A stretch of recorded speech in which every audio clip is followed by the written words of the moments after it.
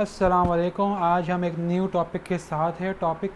आज हम जो टॉपिक है हमारा अकाउंटिंग का, उसके अंदर हम डिस्कस करेंगे कि भाई ये इन्वेंट्री का आखिर मतलब क्या है। आखिर ये जो इन्वेंट्री है इससे मुराद क्या लिया जा रहा है आखिर, सही है। और इसी के साथ साथ हम डिस्कस करेंगे कि सप्लाईज़ क्या होती है और पीपीई क्या होती है, और हम फिर इनके डिफरेंसेस को भी डिस्कस करेंगे कि भाई इनके डिफरेंसेस का मतलब आखिर क्या है। आ जाइए बढ़ते हैं।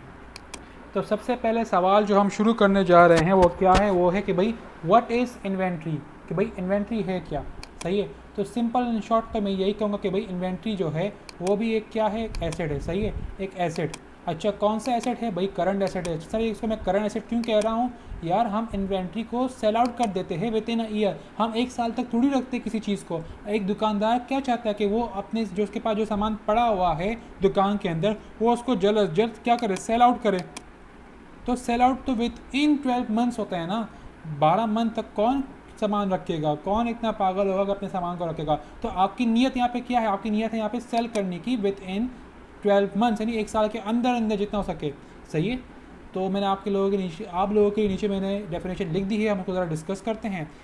Inventory are also the assets of the organisation held for sale, यानी क्या, किसके लिए रखा होता है? Held for cell.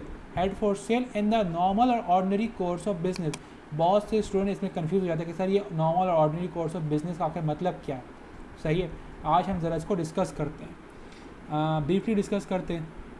भाई देखे, एक सोल ट्रेडर होता है, सही है। एक होता है, कौन है? Soul trader. सोल ट्रेडर करता क्या है? सोल ट्रेडर जाता है, सही है, मैन्युफैक्चर से सामान ख़रीदता है और फिर आगे जाके कस्टमर को सेल आउट कर देता है। किसको? कस्टमर को। अच्छा, अब सोल ट्रेडर कर क्या रहा है यहाँ पे? सोल ट्रेडर सामान खरीदता है फिर बेच देता है, सही है। ये जो एक्टिविटी है सोल ट्रेडर की, ये उसकी ऑर्डनरी कोर्स ऑफ एक्टिविटी, यानी ये उसका रोज़मर्रा का नॉर्मल एक्टिविटी है। और इसी के थ्रू उसको क्या मिलती है? अर्निंग, सही है। इसी के थ्रू उसको क्या मिलती है? अर्निंग। यानी एक ऐसी एक्टिविटी जिसके थ्रू आपको अर्निंग मिल रही है, और वो एक्टिविटी क्या है? एक नॉर्मल और ऑर्डनरी कोर्स ऑफ बिजनेस है, यानी रोज़मर्रा ही वो काम हो रहा है, सही है। और वो आपके रोज़मर्रा की एक्टिविटी है, और इसी एक्टिविटी से आप अर्निंग हासिल करते हो, सही है। और यही आपका प्राइम पर्पस ऑफ बिजनेस है। यही एक्टिविटी आपका प्राइम पर्पस ऑफ बिजनेस है, सही है। बेचना वगैरह ही आपका प्राइम पर्पस ऑफ बिजनेस है। मैन्युफैक्चर से सामान लेते हो, आके जाके बेच देते हो, ये आपका प्राइम पर्पस ऑफ बिजनेस है। यही आपकी कोर एक्टिविटी है, और यही आपकी normal ordinary course of business है। तो अगर इसके थ्रू आपको जो अर्निंग मिलेगी, सही है, तो हम उन चीज़ों को हम कहते हैं इन्वेंट्री, सही है।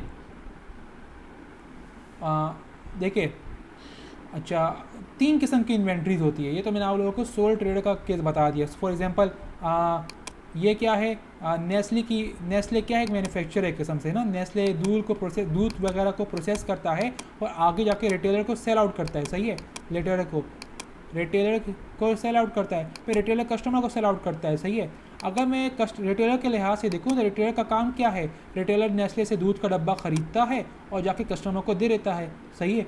तो ये जो दूध का डब्बा वो ख़रीद रहा है, ये दूध का डब्बा जो ये रिटेलर ख़रीद रहा है फिर जाके कस्टमर को बेचता है, ये इसका ऑर्डनरी कोर्स ऑफ बिज़नेस है। जब ये ऑर्डनरी कोर्स ऑफ बिज़नेस है तो ये जो दूध का डब्बा है हम तभी इसको इन्वेंट्री कहेंगे। अगर ये ऑर्डनरी कोर्स ऑफ बिज़नेस नहीं है, ये हमारी ऑर्डनरी कोर्स या normal course of business activity नहीं है, ये हमारी प्राइमरी बिज़नेस एक्टिविटी नहीं है, तो फिर हम इसे इन्वेंट्री नहीं कहेंगे। हम इन्वेंट्री उन्हीं चीज़ों को कहते हैं जो कि हमारी ऑर्डनरी या नॉर्मल कोर्स ऑफ बिज़नेस का पार्ट हो, और वो उसी से हमें अर्निंग मिलती हो, वही हमारी प्राइमरी एक्टिविटी हो, प्राइमरी एंड कोर एक्टिविटी। अच्छा, अब इन्वेंट्री भी 3 किस्म की होती है, सही है। आप देख सकते हैं there are 3 types of inventories. एक होती है रॉ मटेरियल, दूसरी होती है inventory under work in process, तीसरी होती है फिनिश गुड्स, सही है।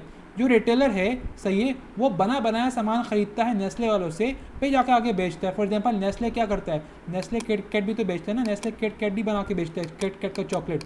वो प्रोसेस हो जाता है, बन जाता है, फिर नेस्ले वाला आगे सेल आउट करता है रिटेलर को। तो यानी रिटेलर जब सामान ख़रीदता है, जब परचेज़ करता है, वो एक फिनिश गुड ही ख़रीद रहा होता है जो कि पहले से बना बनाया है, और इसी को जाके आगे बेचता है।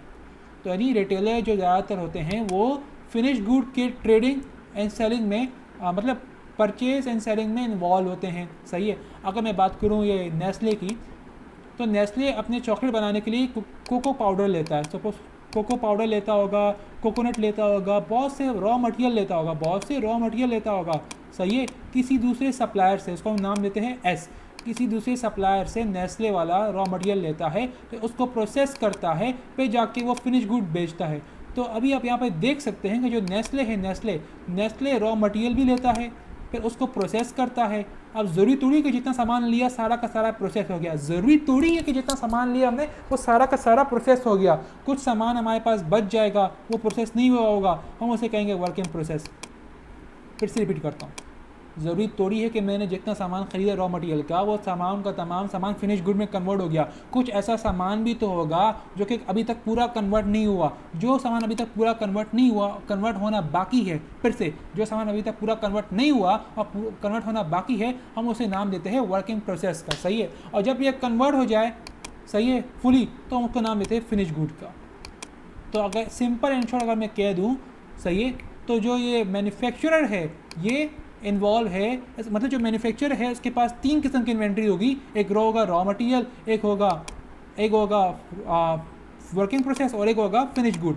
लेकिन जो एक सोल ट्रेडर है, सही है, उसके पास जनरली फिनिश गुड ही होगा, क्योंकि वो फिनिश गुड ही खरीदता है, आगे आगे सेल आउट कर देता है। सही है। अच्छा, मैं नेस्ले की बात कर रहा हूँ। नेस्ले वेरियस प्रोडक्ट बनाते हैं, आप लोगों को पता है कि नेस्ले किटकैट भी बनाते हैं, नेस्ले अपनी बोतल भी, पानी की बोतल भी सेट आउट करते हैं, नेस्ले का मिल्क पैक भी होता है, दूध भी बिकता है, बहुत सारी चीज़ें बिकती है। ये तमाम के तमाम चीज़ें अगर मैं सिंपल एंड शॉर्ट कहूँ तो एक कंज्यूमर बेस्ड चीज़ ही है। सही है, मतलब ये जो प्रोडक्ट्स एक नेस्ले बेच रहा है, जो इसकी नॉर्मल रूटीन का पार्ट है, उसी नॉर्मल रूटीन के थ्रू उसको अर्निंग मिल रही है। उसको क्या मिल रहा है? उसको मिल रहा है रेवेन्यू। उसको क्या मिल रहा है? रेवेन्यू। तो इसको हम क्या कहेंगे? इन प्रोडक्ट्स को हम क्या नाम देंगे? इन प्रोडक्ट्स को हम नाम देंगे इन्वेंट्री का। क्योंकि ये प्रोडक्ट हमारे ordinary course of business activity है और इसी से हमें अर्निंग मिलती है। ये अर्निंग जो होगी उसको हम रेवेन्यू कहेंगे। मैंने आप लोगों के लिए नीचे एग्जांपल भी बयान कर दी कि manufacturer purchases raw material and then process it into finish good and some of the stock might also be under processing, जिसको हम क्या कहते हैं? Work in process. उम्मीद करता हूँ आपको ये समझ आ गया होगा। यहाँ तक आगे बढ़ते हैं।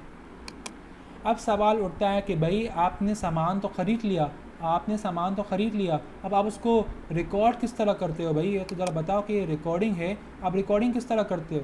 सही है, अकाउंटिंग स्टैंडर्ड के थ्रू। फॉर एग्जांपल मैं फिर से बात करता हूँ। सही है, आप कौन हो? आप हो रिटेलर। सही है, रिटेलर ने क्या किया? रिटेलर गया नेस्ले वालों के पास, नेस्ले वालों से कहा कि भाई मुझे आपकी किटकैट चॉकलेट चाहिए ताकि मैं सेल आउट करूँ। किटकैट वालों ने कह दिया हाँ सही है, हमसे लेने आ जाना। सही है, मैं आप लोगों के लिए केस बना रहा हूँ। तो रिटेलर वाले ने क्या किया? रिटेलर वाले ने कहा चलो सही, मैं आता हूँ। रिटेलर वाला बंदा एक दिन चला गया नेस्ले वालों के पास सामान लेने के लिए। सही है, यहाँ से यहाँ तक जाते हुए उसका खर्चा हुआ होगा ट्रांसपोर्टेशन का। सही, फिर रिटेलर ने कुछ किटकैट चॉकलेट ले लिए। सही है, और फिर वो वापस आ गया अपने शॉप तक।